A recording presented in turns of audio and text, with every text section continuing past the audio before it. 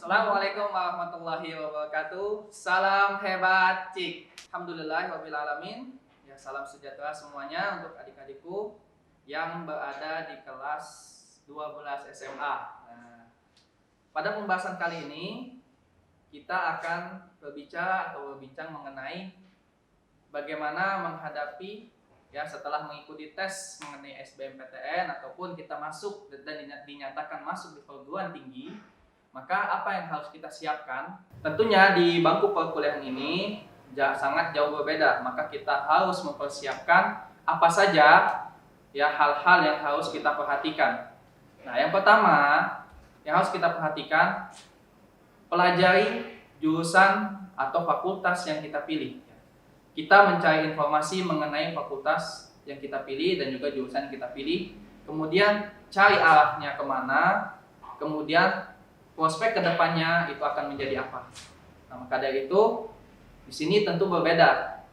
Di bangku perkuliahan itu pembelajarannya sangat-sangat berbeda. Yang membedakan adalah ketika di sekolah itu kita lebih banyak menerima informasi tentunya dari guru-guru kita. Adapun di perkuliahan kita dituntut untuk mandiri. Mandiri untuk apa? Dalam hal mengatur waktu. Mengatur waktu, entah itu istirahat, kapan kita makan, kapan kita harus ibadah, dan sebagainya. Kemudian kapan kita mengatur deadline untuk mengerjakan tugas-tugas yang ada di perkuliahan. Sangat banyak sekali tugas-tugasnya. Tentunya apa saja tugasnya? Yaitu adalah SKS, penentuan pemilihan SKS, kemampuan kita. Nah, maka dari itu untuk adik-adik di sini juga dibutuhkan dalam mengikuti perkuliahan adalah bagaimana cara kita bersikap dan juga kita membentuk mental kita. Mental yang baik. Seperti apa mental yang baik itu? Nah, tentunya yang pertama, mental yang baik itu tumbuhkan rasa percaya diri kita. Kita tidak bahwa kita adalah orang yang terbaik, adalah orang yang hebat, maka kita siap untuk menghadapi sistem pelajaran yang ada di perkuliahan. Nah, ini adalah membangun rasa percaya diri.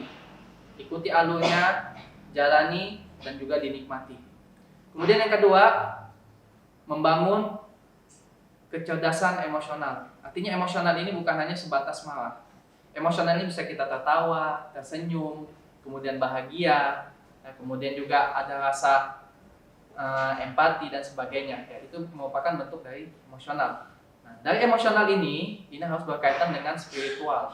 Nah, spiritual ini adalah membahas tentang bagaimana sikap atau nilai-nilai ketuhanan yang ada di dalam diri kita. Spiritual inilah yang akan menjadi rem atau menjadi pencegah untuk menghambat hambatan-hambatan yang akan dihadapi di masa perkuliahan nanti. Tentunya apa? Yaitu kecerdasan spiritual ini merupakan ada empat aspek. Yang pertama itu adalah aspek iman. Aspek iman ini mengenai nilai-nilai keimanan, nilai-nilai rukun iman, yang dimana ada 6. Rukun iman ini ada 6. Semuanya itu saling berkaitan. Nah, kemudian ada juga aspek ibadah. Aspek ibadah ini adalah dari spiritual juga. Aspek ibadah merupakan bagaimana kita menjaga ibadah-ibadah kita yang pengaturan waktunya yang sangat padat mungkin di perkuliahan, maka kita atur waktu-waktu untuk beribadah, terutama dalam hal sholat 5 waktu. Dalam hal sholat 5 waktu. Karena sholat 5 waktu ini merupakan bagian pembelajaran dari sebuah kedisiplinan.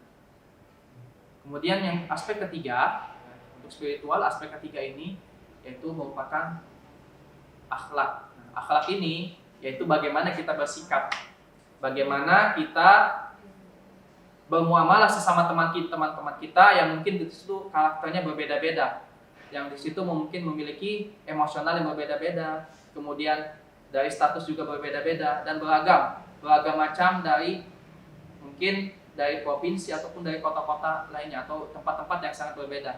Kemudian pastinya budayanya pun juga beragam. Nah, maka dari itu di sini hendaknya akhlak kita dijaga, karena sesungguhnya Nabi Muhammad SAW itu mengajarkan kepada kita bahwasannya tentang akhlak ini. Sesungguhnya ketika Nabi Muhammad itu diutus oleh Allah Subhanahu wa taala di muka bumi ini untuk memperbaiki akhlaknya. Kemudian ada yang keempat, itu berkaitan dengan berpikir positif. Ya, berpikir positif ini jalani saja apapun yang terjadi. Hadapi, kemudian bangun rasa tindakan atau tindakan-tindakan yang berupa husnuzon ya. Husnuzon itu berprasangka baik terhadap diri kita. Nah, itu bagian penerimaan dari diri kita. Berprasangka baik terhadap diri kita, kemudian juga menerima lingkungan dan juga menerima keadaan yang saat ini kita jalankan selama di perkuliahan. Artinya ini selama di perkuliahan itu kita harus siap mental-mental tersebut, percaya diri, kemudian juga membangun kecerdasan emosional, kemudian juga dalam hal spiritual juga harus kita bentuk, ya, terutama dalam hal aspek-aspeknya, kemudian juga senantiasa berpikir positif dan tidak menjadikan sebuah masalah itu merupakan beban yang berat. Sebuah masalah, ketika kita mendapatkan masalah, yang pertama tentunya tadi kita kembali ke sikap spiritual kita, yaitu bagaimana seharusnya kita menghadapi sebuah masalah, karena sesungguhnya setiap masalah sudah pasti ada solusi. Setiap kesulitan sudah pasti situ ada kemudahan. Nah, makanya hal ini tidak perlu khawatir masalah-masalah di kehidupan ini. Maka kita ketika menemukan masalah, kita fokus pada solusi, fokus pada pembentukan atau penyelesaian masalahnya, bukan fokus pada berdiam diri pada masalah itu di situ saja, tapi kita mencari solusinya seperti apa dan bagaimana. Kemudian ada tadi semuanya sudah mencakup, kemudian menerima lingkungan yang ada di perkuliahan, ya. Kemudian tidak membandingkan, artinya menerima lingkungan ini tidak membandingkan kehidupan kita dengan kehidupan orang lain. Tentunya kita berbeda, kehidupan kita dengan kehidupan orang lain itu tentu berbeda. Maka dari itu kita tidak perlu membandingkan kehidupan orang lain, maka cukup kita fokus pada diri kita, perbaiki diri kita dengan baik. Kemudian yang terakhir, ya, mudah-mudahan ini bisa membangun, ya, hargai diri kita, kemudian bangun sikap yang optimis, ya, dan juga religiusitas atau membangun sikap-sikap keagamaan. Ya, mungkin itu beberapa tips, ya.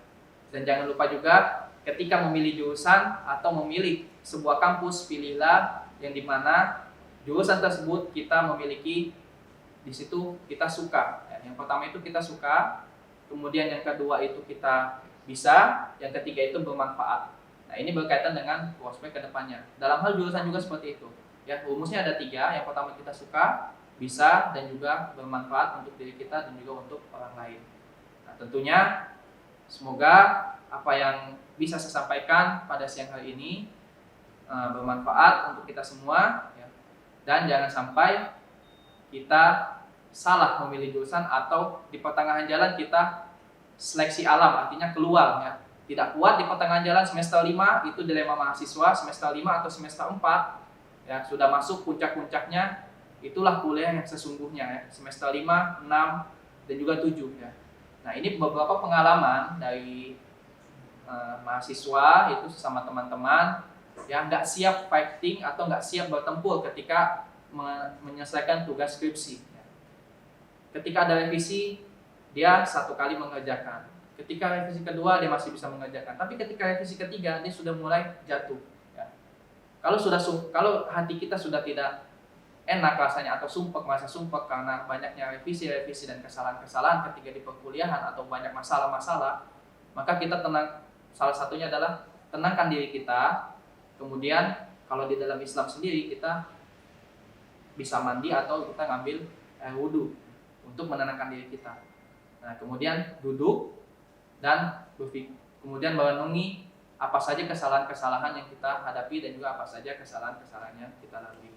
Tentunya intinya perkuliahan atau kuliah itu bukan hanya sebatas nilai akademik dan gelar saja, tapi bagaimana cara kita membuat konsep, ya, pola hidup kita dan juga membuat konsep bagaimana cara kita berpikir. Ya, mungkin hanya ini yang bisa saya sampaikan. Saya ucapkan jazakumullah khairan. Assalamualaikum warahmatullahi wabarakatuh. Salam dari saya, salam hebat Cik.